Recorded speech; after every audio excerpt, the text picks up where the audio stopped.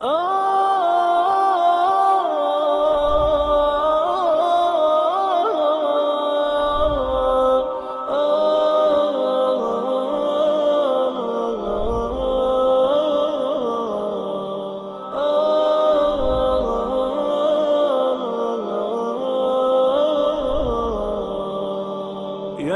حامل القرآن قد خصك الرحمن بالفضل والتيجان. Assalamu alaikum wa rahmatullahi wa barakatuh. This is usually back again for another episode of Just Ask Islam, the show where you get to call in, ask your questions, and get answers from the authentic and real sources of Al-Islam.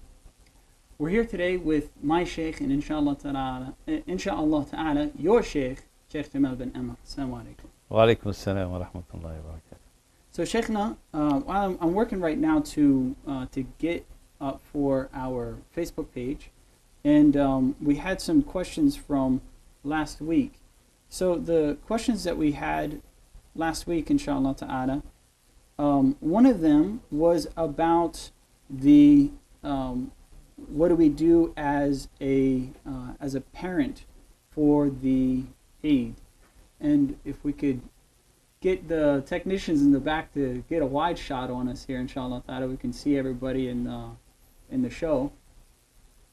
So, but while we're waiting on them to get their stuff together here, there we go, mashallah. So the last week we had some questions, and just to kick off the show, there was one of the questions that a person asked about what are the obligations as a parent for the day of Eid, of the Yom al-Eid. The obligation as a parent? Yeah, what's the obligation really? I mean, there's no, when we say first obligation in Islam, especially in the Sharia obligation, which is leads to, if someone will not fulfill that obligation, mean that he's going to be blamed. And if we say recommended, therefore he will gonna be rewarded, someone if he will do it, but not blamed if he will not do it. So there is no truly obligation of the parents toward the children in the day of the Eid, as far as when we're talking about ahkam ruling of the Sharia. But the Eid is a very important day. So it's his celebration of the faith, as it is in the Eid al-Adha and the Eid of al-Fitr.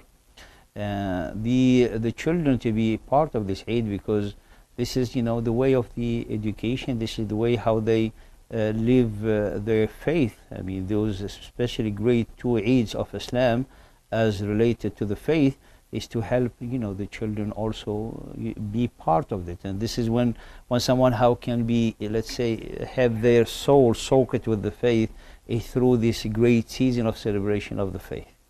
Yeah. So there's no direct thing that we have to do within it, outside of showing up. I think, if I'm not mistaken, there was the Prophet ﷺ, he made it as mandatory. He said that that he ordered for the believers to bring everyone with them, even if they have some women who are not praying. That's Salatul Eid. That's Salatul Eid. And Salatul Eid, everyone is recommended to attend Salatul Eid. And as it is celebration for the whole nation, for the whole community, no one is supposed to be staying back. So the Prophet ﷺ, there's, for example, the condition of the women who are going through a period of menses. Usually they don't attend the prayer in the masjid, but the Prophet ﷺ said, even though they should attend with us, because there's Musalla al-Eid, which is outside, not in the masjid itself, but is like in open area where they do Salat al-Eid. So for the parents, to have their children joining the prayer and to be the prayer, that's what we're talking. It's like a celebration of faith. When we say celebration of faith, it should be part of the whole, stages in the Eid. To wake up early, to if it's Salat, if it's Eid al-Fitr, they eat a small breakfast, with a few dates, as the Sunnah of the Prophet ﷺ. Then go together to the Salat. The same for the Eid al-Adha, which is start with the salat and then come. If those who can offer the sacrifice, they offer the sacrifice, and the children will be around them, and they, most important, they eat part of that qurbani or sacrifice. SubhanAllah. So, Shaykhna, if could we say though, is the celebration part though, because I understand there's the Salat al-Eid, but I hate to use the term because in the military they have a term that's called mandatory fun.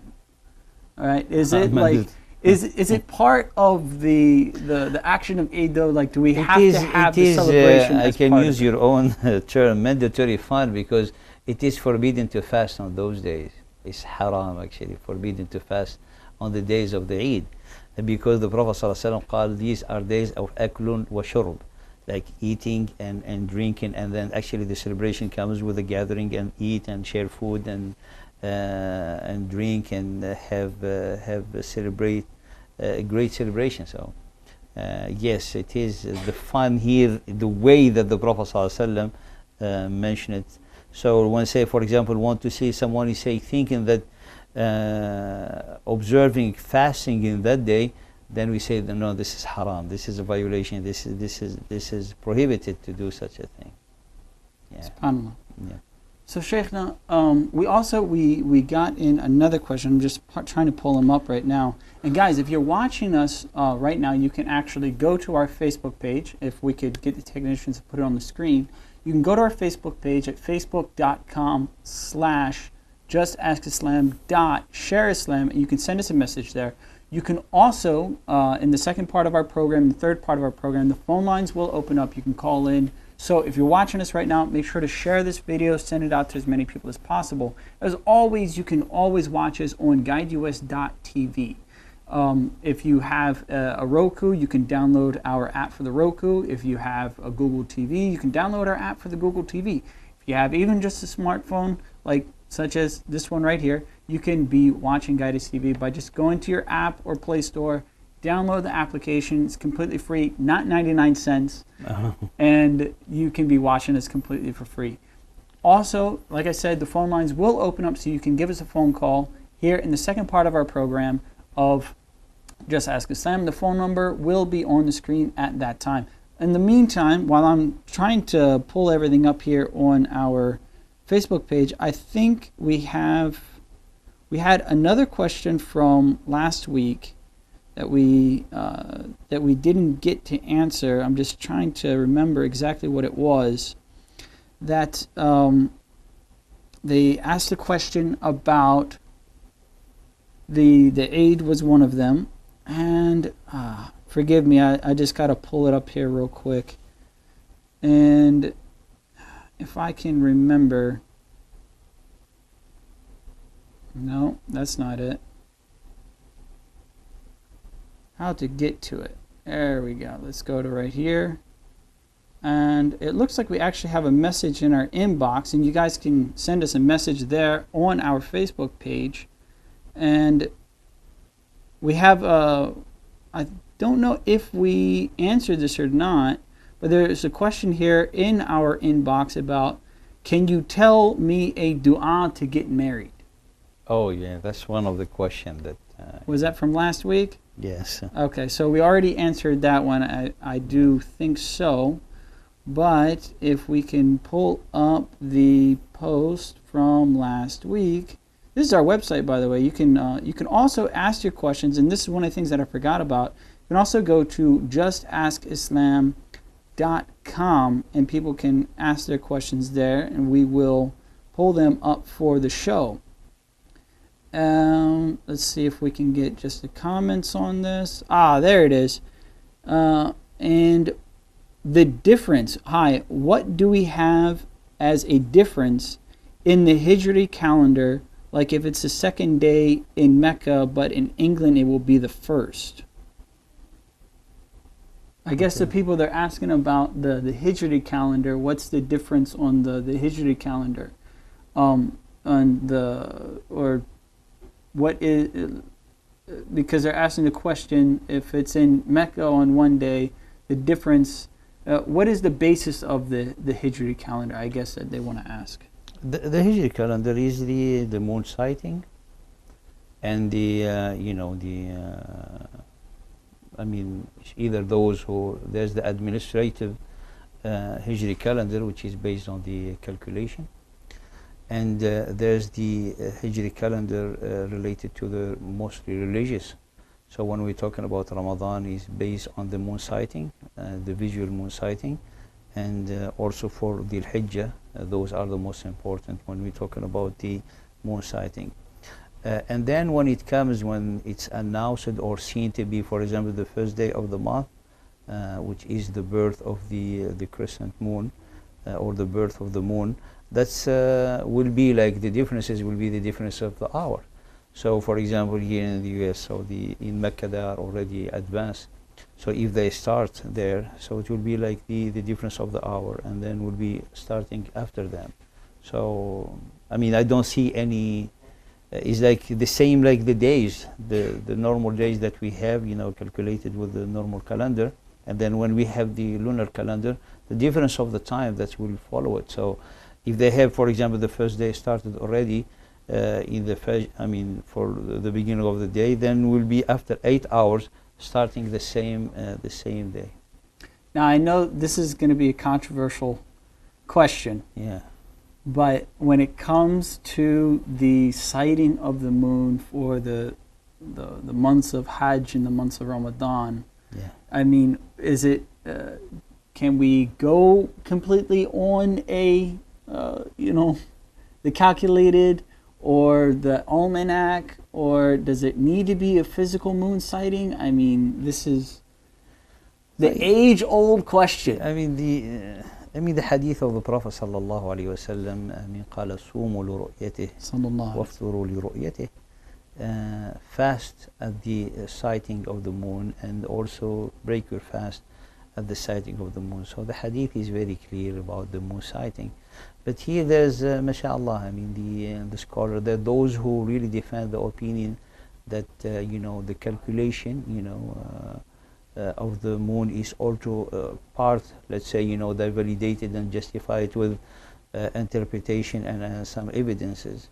But it's been, the whole ummah following, it's been consensus between all the scholars, from generation and generation, is really the sighting, the physical sighting of the moon. And but anyone who follow any of these scholars, even if it's a scholar who defending any of these, inshallah, of this opinion, inshallah yakunu ala khayr, because we don't want to get into making tarjih in this here, because there's some eminent scholar who also defend the calculation as an opinion, but let's say the sunnah and what is being followed for all this past generation is a ru'ya. And in Islam always, in the spirit of jurisprudence, when the ahkam are built or constructed, they're always done in a way that in all generations they will be able to do it. So today, for example, they have there's the technology to allow them to do this calculation, but another day maybe will not have this technology, they didn't have it before.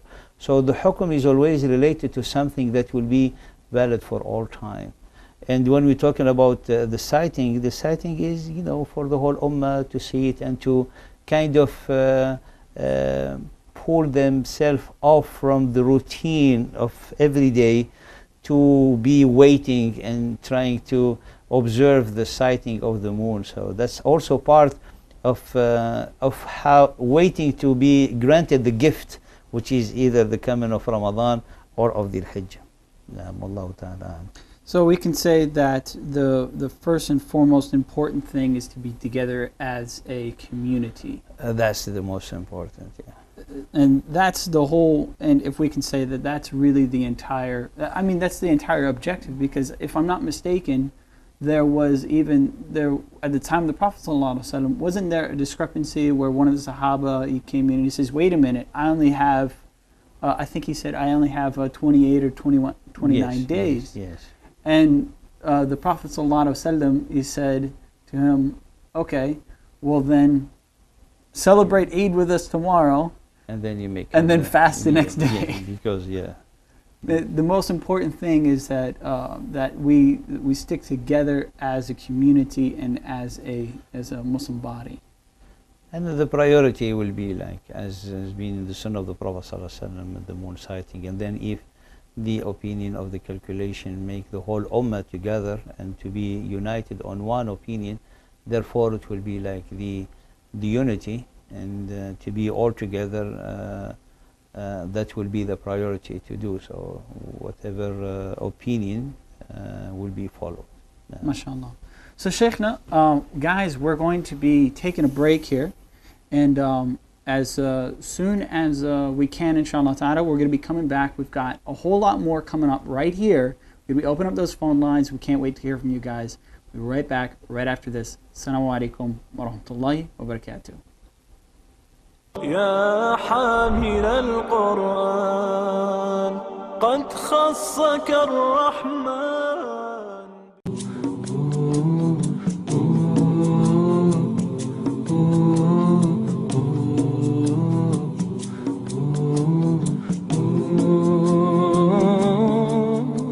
My name is Abu Hafsa Abdul Malik Clare, and if you don't know, you should know. You're watching Guide Us TV. But guess what?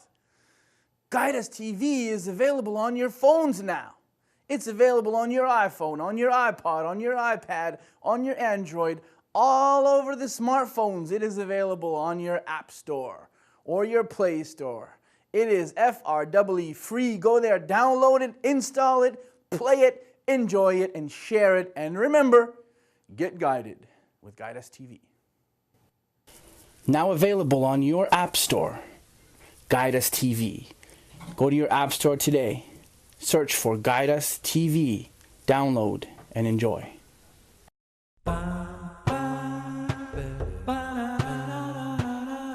Here are some ways to get Guide Us TV. Via satellite on Galaxy 19 FTA. At this satellite frequency, transponder rate 5, frequency 11836 MHz, polarity vertical, symbol rate 20770.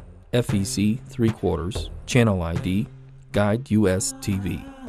You can also download the app to your smartphone. Available for iPhones from the App Store, for Android on Google Play. And now Guide Us TV is available on Roku. Get guided with Guide Us TV.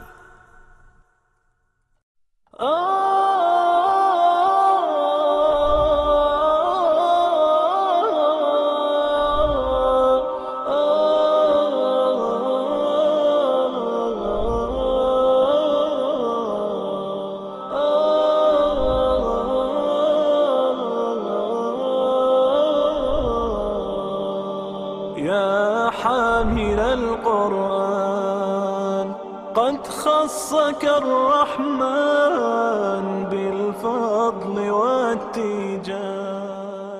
Assalamu alaikum wa rahmatullahi wa barakatuh, and welcome back for our show, Just Ask Islam, the show where you guys can give us a phone call. We're going to have that phone line up on the screen now if we could get the guys in the back to put it on. And this is a show, inshallah ta'ala, to where you can call in, ask your questions, and get real answers from the real sources of Al-Islam.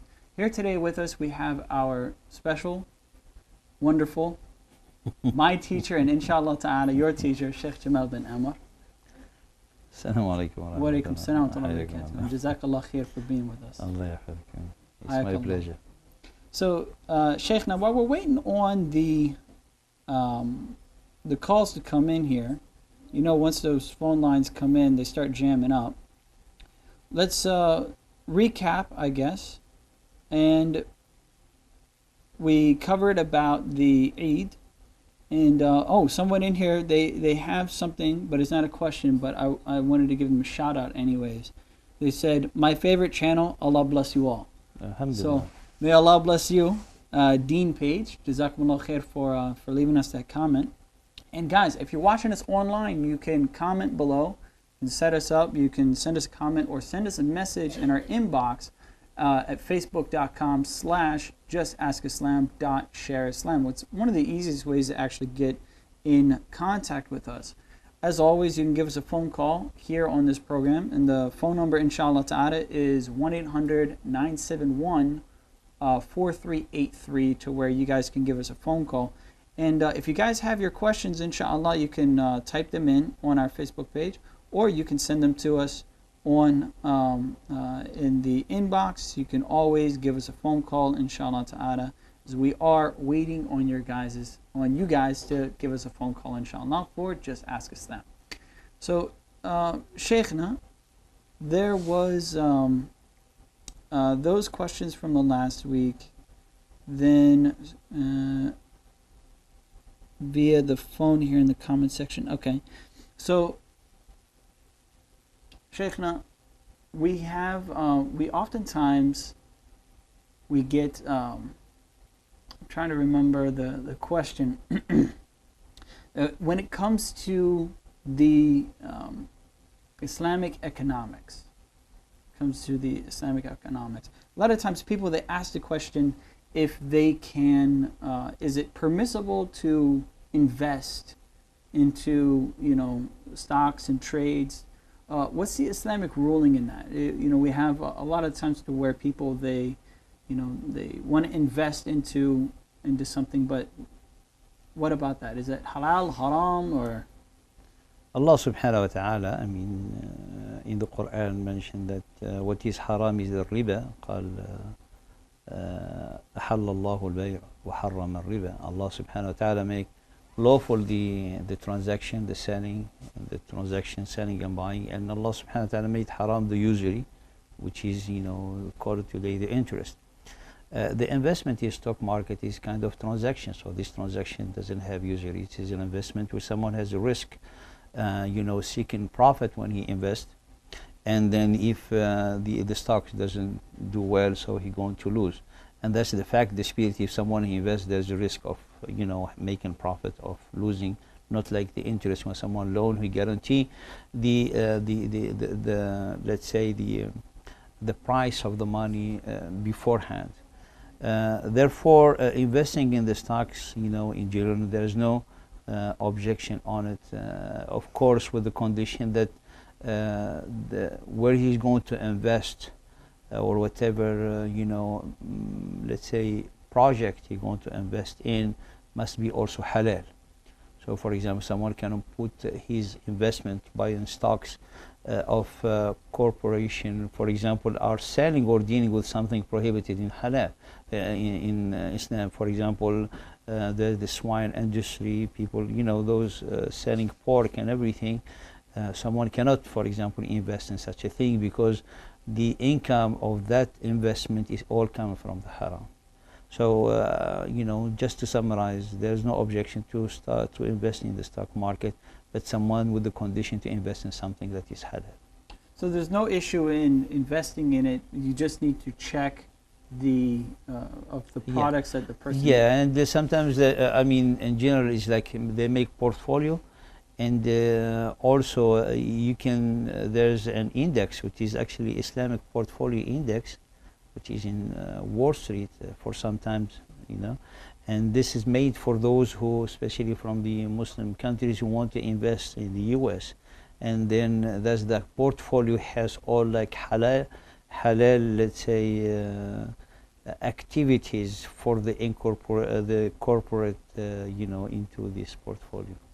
Okay, so because one of the fastest growing sectors as well is the technology, and if I'm not mistaken, one of the things is that we have to when we're looking at the rulings, then everything needs to be in a dynamic field, because in some situations, whenever we're looking at newly brought things, so you have to look at take for instance, is there a certain type of pollution that can be brought from that can is brought on from certain things such as the new technology in these items, and a lot of times we see from the people, especially Muslims themselves, it's like they don't look at we're so worried about having the pants above the ankle and having the meat to be halal or the biha, but we're not worried about our income. We're not worried about the investments that we make or anything like that. And inshallah ta'ala, Shaykhna, we're just waiting on to get some of the questions to be brought up through here. And we were talking earlier, before actually we started the show, we were talking about the some of the common questions that you get on a regular basis. Is there anything that you wanted to touch on? Like the most important thing is like people they usually ask how to be firm on the path, and that's what everyone is seeking and everyone want to to be on. That's of the thing that people they ask, especially when people they come to the masjid and they are around the circle of knowledge, and those things, subhanallah, is like people say, they ask, how can I increase my taqwa, how can I do this? And the answer is very simple, is remembrance of Allah subhanahu wa ta'ala, but the remembrance of Allah require a lot of element and aspect to be beneficial for the heart of a person. As you talking about the income, I mean, people how they are, their concern is certain ahkam of the Sharia, but they don't think about a bigger picture, how to be in the way of Allah subhanahu wa ta'ala, such the income you're talking about, such the many of the things. And actually the taqwa is to be watchful and mindful of every aspect in someone's life. And that's how someone be traveling, inshallah, safe to Allah and firm on the path of rightness. So, there is, in certain situations, there's a lot of questions, especially nowadays.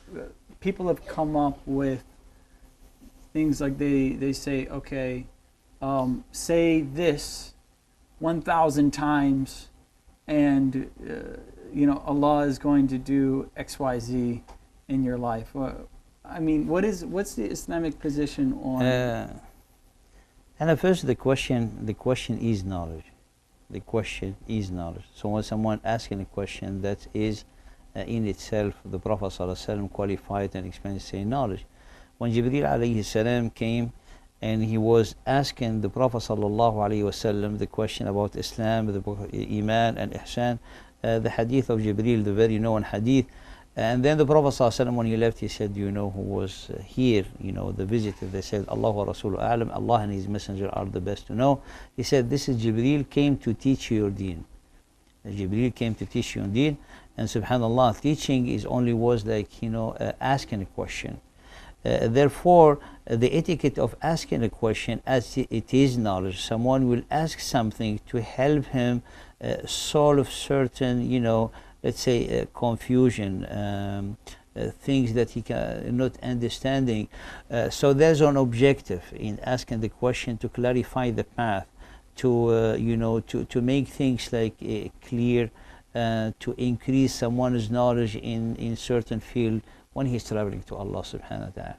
But there's other question which is forbidden actually to ask. Why? Because the not question doesn't have any objective except someone to be like maybe say things and let's say people they say just for curiosity, or maybe actually for making problem, or like provoking. Those are questions are not accepted, as Allah subhanahu wa ta'ala mentioned. قال لا تسألوا عن أشياء إن تبد لكم تسؤكم. Don't ask on things if it appear to you it's going to hurt you.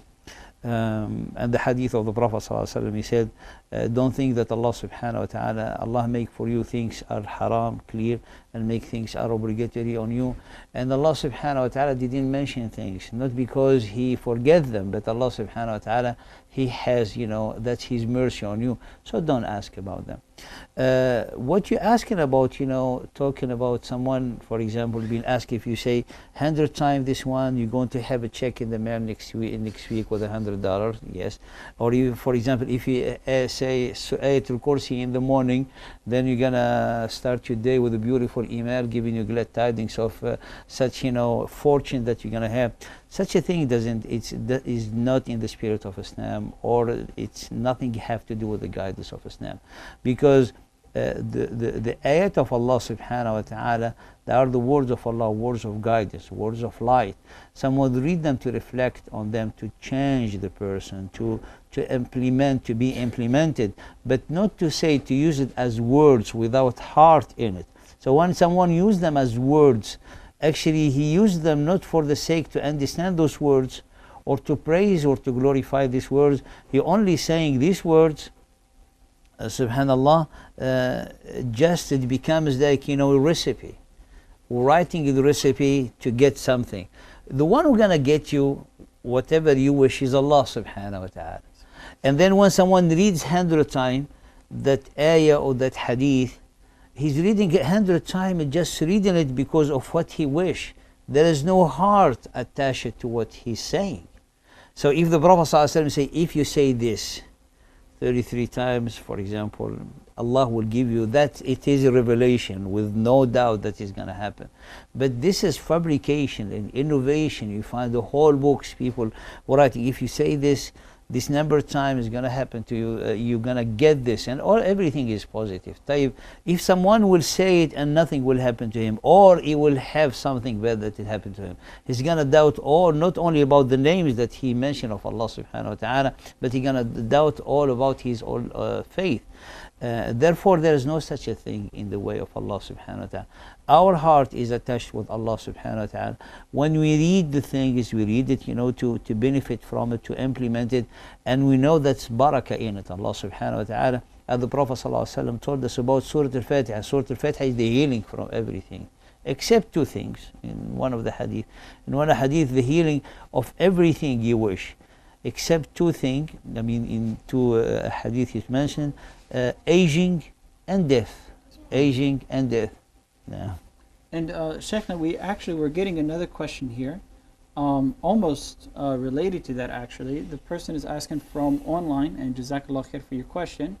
Sadat DR, I'm sorry if I'm saying that wrong, but Assalamu alaikum. My question is on behalf of my neighbor who is an atheist. His question is, if there is a God, why his 2-year-old daughter suffered from cancer and died at the age of 2. And in Islam, we know that Allah tests us with those kinds of losses, but what test is it for a non-Muslim who is a non-believer? I think that we kind of have to break this down because it's a bit long. But they're asking, one, there is a God, why did my daughter die?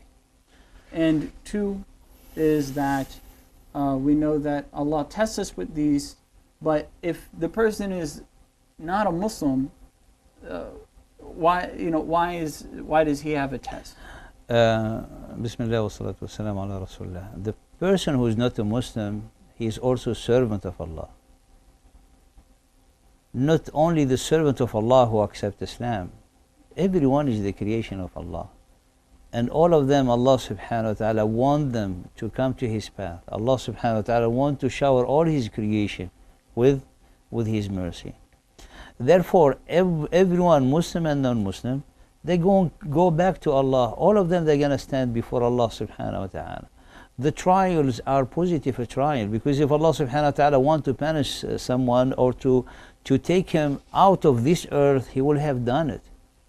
The trial are things, as Allah subhanahu wa ta'ala said in Surah At-Tawbah, قال أولا يرون أنهم يفتنون في كل عام مرة أو مرتين ثم لا يتوبون ولا هم يذكرون. Allah subhanahu wa ta'ala talking about the hypocrite in the time of the Prophet sallallahu alaihi wasallam, say, do not they see, or don't they see that they've been, inflicted by trial at least once or 2 times a year, that they may come back to remember. So the trial is something that is like may cause someone pain, worry. In that pain or worry, you don't come back to Allah subhanahu wa ta'ala. Now, for the first question, saying why if God exists, the daughter would not, or died with cancer. I say, yes, subhanallah. This is because we don't, alhamdulillah, in our faith, we have the meaning of the life. The life, it's like a whole let's say, a travel, is like a journey of existence. The believer will believe we are not, created to die. We are created to live forever. And this belief will make the difference. If someone has a daughter that dies at 2 years old, and he doesn't have belief in God, therefore he will not see this daughter at all. Now for the believer Muslim, he understands that it was trial. It may be, as hadith of the Prophet ﷺ, someone who loses his kid when he's young, and he will be grateful to Allah, grateful, like he will not lose his faith. He knows that if Allah took that child, is going to be good. It's going to be good, because they're going to come back. And when you say Alhamdulillah, Allah subhanahu wa ta'ala said in the meaning of the hadith that the Prophet ﷺ he said, my servant, his فلذتي كبده, I mean, part of him or her being taken away, and he's being patient. So Allah subhanahu wa ta'ala will build for him a palace called the Palace of Hamd. This is the belief will make someone contentment, help someone to have that peace inside. Because the life of a human being is not a life here. There's a coming back. And this coming back, even when we die, we truly not die, because death in Islam, in the understanding of Islam, in Islamic faith, death is not end of life or end of existence. Death is a stage, or like another form of life.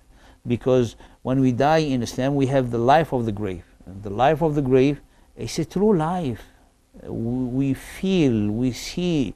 If someone did good in his life, he's going to observe and witness bliss. The other one, he's going to be going through punishment, etc. Then there's the day of resurrection. And we believe the day of judgment is as long as the life on earth. So the whole existence, 2 days. 1 day, which is this whole life, and the second day is the day of judgment. And then the eternity. And Allah created us for the eternity. That child who died, they're going to be in the eternity. But which eternity? Is the father or the parents, they choose for themselves in which eternity they want to be. And there's only two homes: the home of bliss and the mercy of Allah subhanahu wa ta'ala, and the home of the wrath.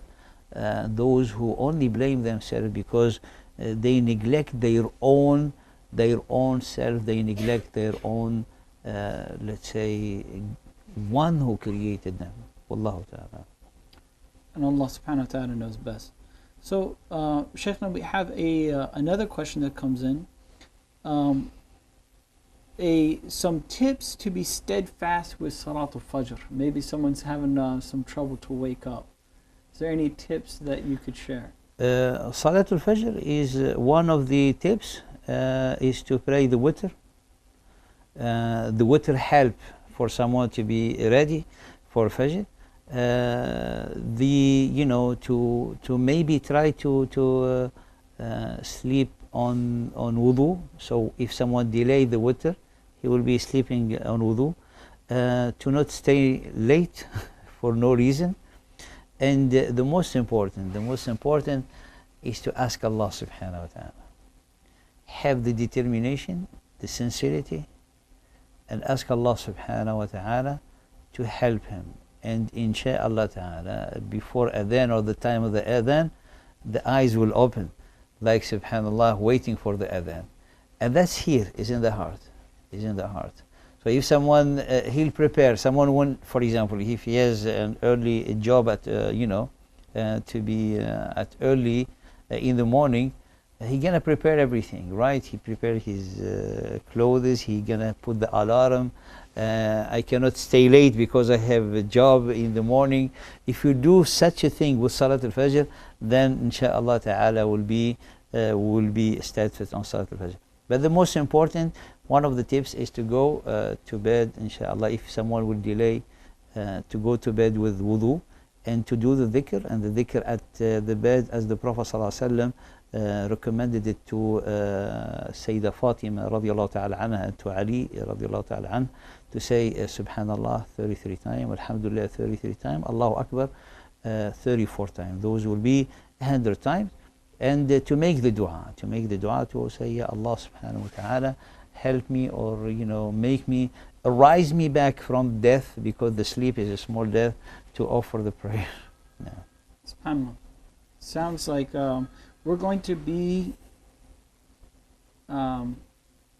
taking a break here just shortly, inshallah ta'ala. And while we're waiting for, I think that we've got a phone call, but we do need to take a break, guys. So stay right there. We'll cue the technicians in the back. We've got to take a break. Sorry, guys. Stay tuned. And as always, get guided with Guidance TV. يا حامل القرآن قد خصك الرحمن. Do we need Guidance TV?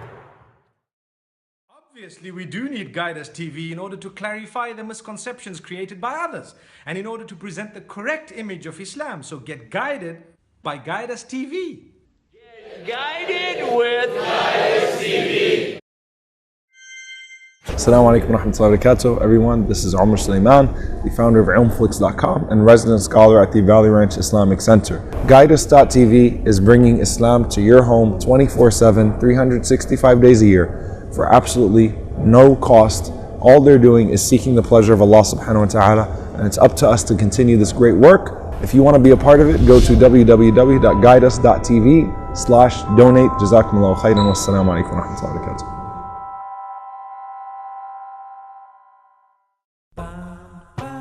Get connected with Guidus TV. Like us on Facebook at facebook.com/guideustv1. Join us on Google+, plus.google.com/+guideustv. Follow us on Twitter, twitter.com/guideustv1. Find us on Flickr, flickr.com/photos/guideustv, and add us on LinkedIn, linkedin.com/guideustv. Get guided with Guidus TV.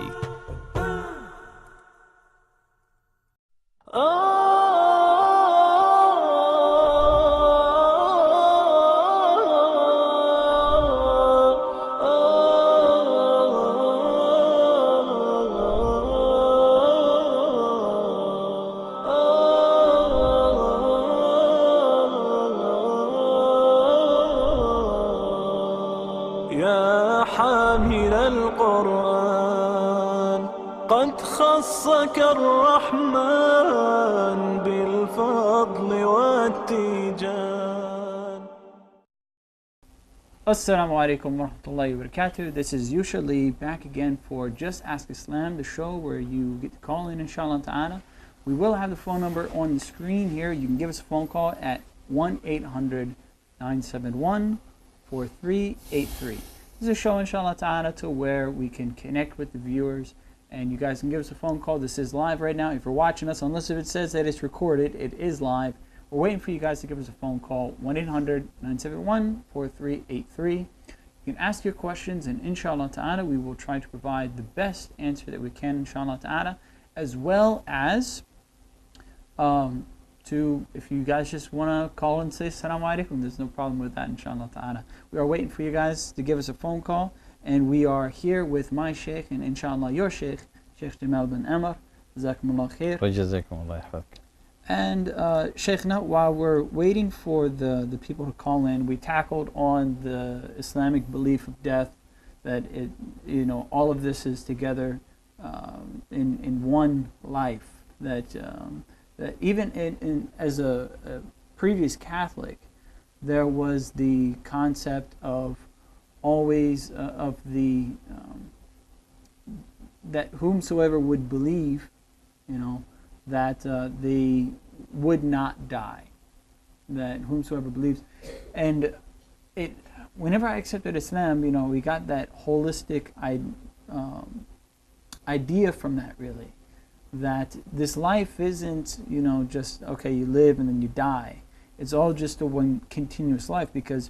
But the question that comes in is about, is there a separation between the soul and the body, or are they combined or separate? The body is a recipient, is a vessel. the body that we have today is a body that is being created from the clay, from dust, from the earth, and it's going to come back to the earth. So the true life, the journey is the journey of the soul.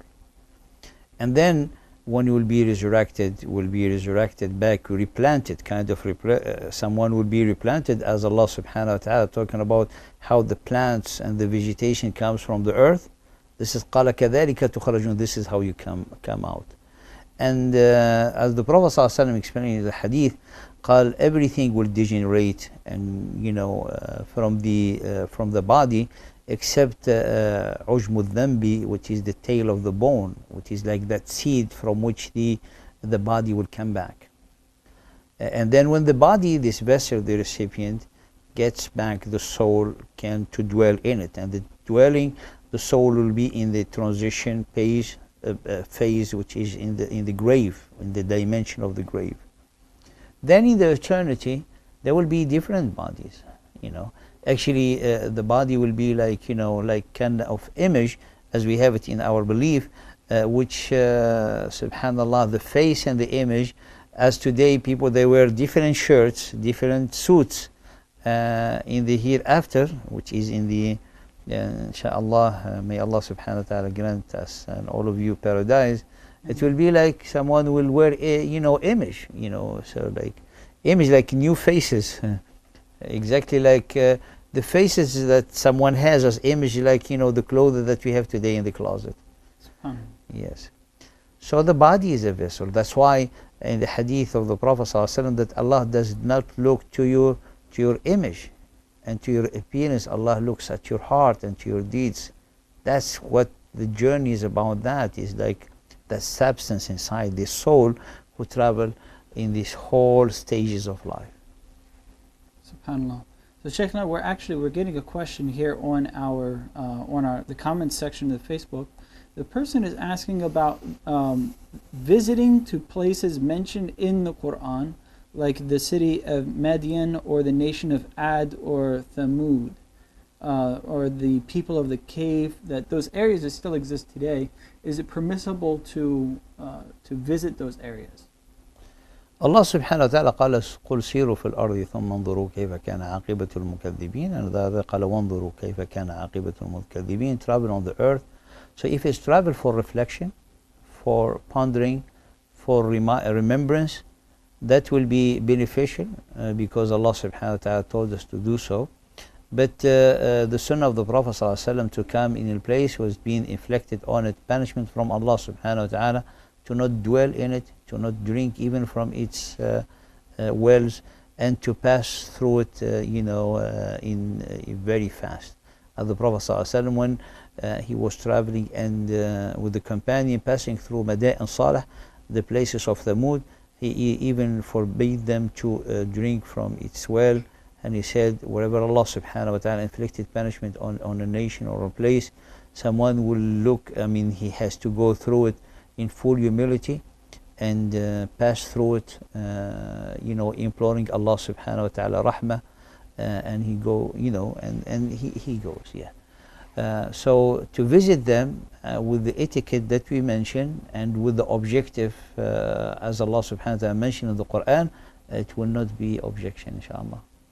But it's not supposed to be a vacationing spot. No. I think also because a lot of the times nowadays there's this whole, I don't know the word to use for it, but culture of to go and have a vacation, especially in the areas such as the Dead Sea and in those areas. So one of the questions that comes in is that it's about this whole traveling to these areas, but as you just mentioned right now, so get in if you're going to go through that area, but even nowadays there's packages and stuff like that people take after their Hajj or Umrah to go and visit these areas. So if it's okay to go as a reflection, but not in the sense of going to take selfies and hang out. The believer, his life and Well, his actually, action. let me rephrase that question. Is that if it's purposeful for us to go there, like we buy a package to go to that place, is that okay, or is it just like it just happens to be along the way, or is it permissible to buy a package?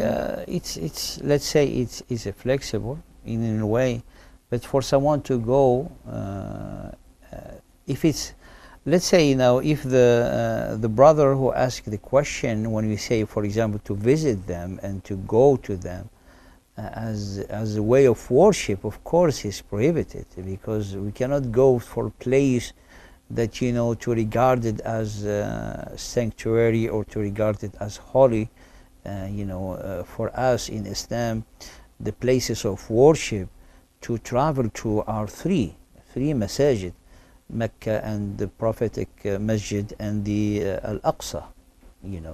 But in the way of reflection, of remembrance, there is no objection, because Allah subhanahu wa ta'ala said, قَالَ قُلْ سِيرُوا فِي الْأَرْضِ, go travel on the earth and see.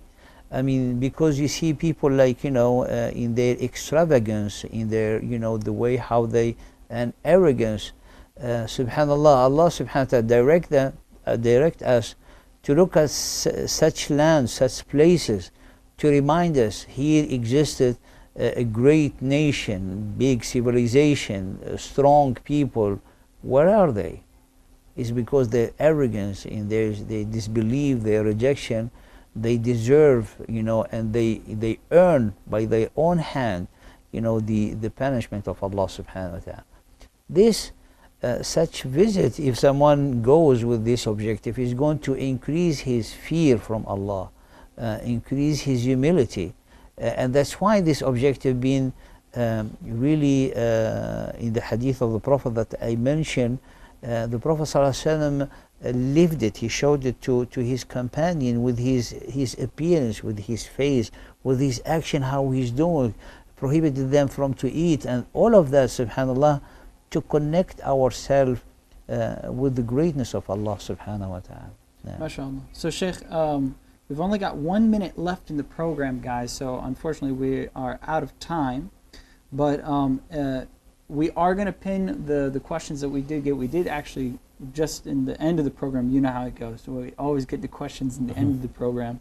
Guys, make sure that you tune in again with us, where we broadcast every week, Tuesdays at 8 p.m. Eastern Standard Time. That's 7 p.m. Central Standard Time, and 5 p.m. Pacific, where you guys can call in, inshallah ta'ala, and connect with us. As always, you can support us by sending a text message to the phone number, send the word Islam, ISLAM, to the phone number 41444, or you can always just go to www.guideus.tv/donate. Make sure that you guys support us and keep us on the air. With that, we'll be signing off. Jazakumullah khair for everything. Assalamu alaikum wa rahmatullahi wa barakatuh.